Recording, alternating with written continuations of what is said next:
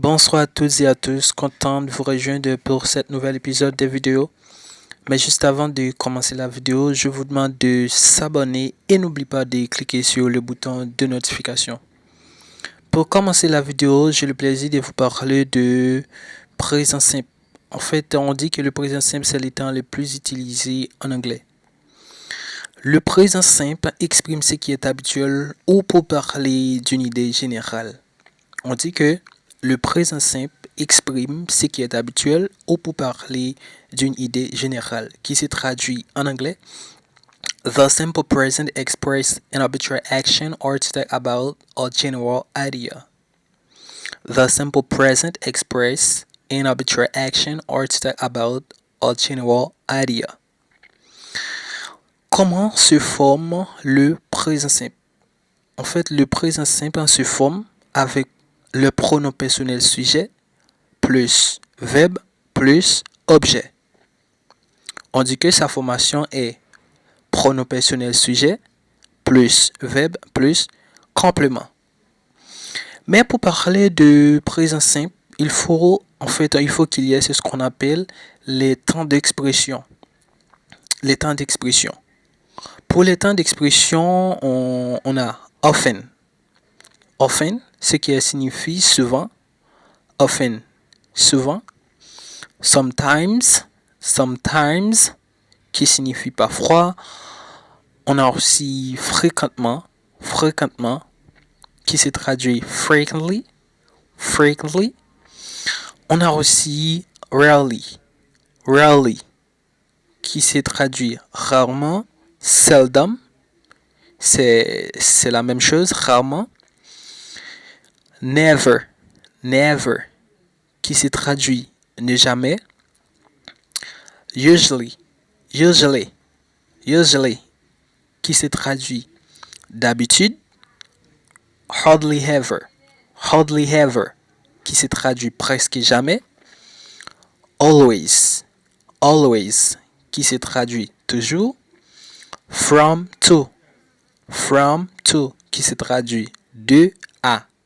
Par exemple, from Monday to Friday, du lundi au vendredi. Every, qui se traduit chaque ou tous les. Par exemple, every year, chaque année. Every month, chaque mois. Every week, chaque semaine. Every season, chaque saison. Every morning, chaque matin. Every night, chaque soir, etc. En voici quelques exemples. I brush my teeth every morning. I brush my teeth every morning. Je brosse mes dents tous les matins. Je brosse mes dents tous les matins. I always come on time. I always come on time. Je viens toujours à l'heure. Ok? I always come on time. Voilà, on dit que I always come on time, je viens toujours à l'heure. En fait, on peut dire c'est une action d'habituel. On a aussi the sky is blue. The sky is blue. Ok, le ciel est bleu. Puisque tout le monde accepte que le ciel est bleu, voilà, c'est une idée générale.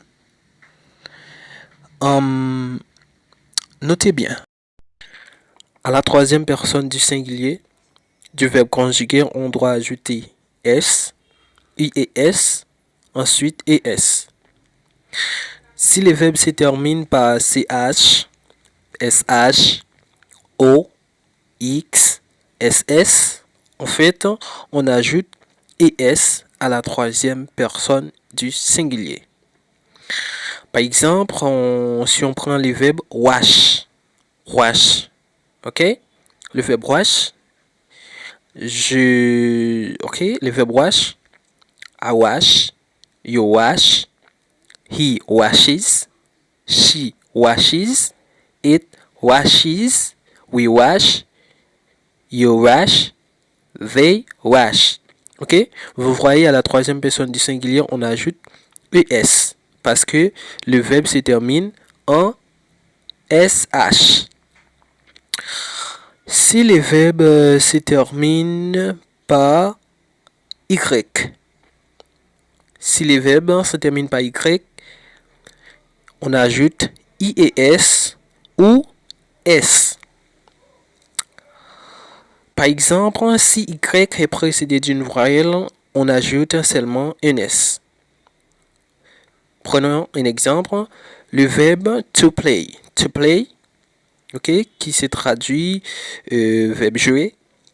Par exemple, I play, you play, he plays, he plays.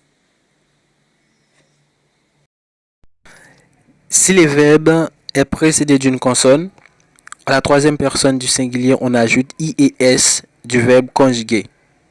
Par exemple, le verbe to cry.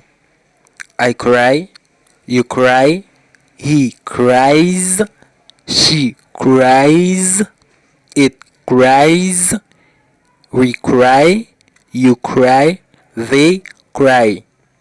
Ok? Merci à chacun de vous de nous être fidèles et n'oubliez pas de s'abonner à notre chaîne YouTube Your Lane's English School pour ne rien rater dans les jours à venir.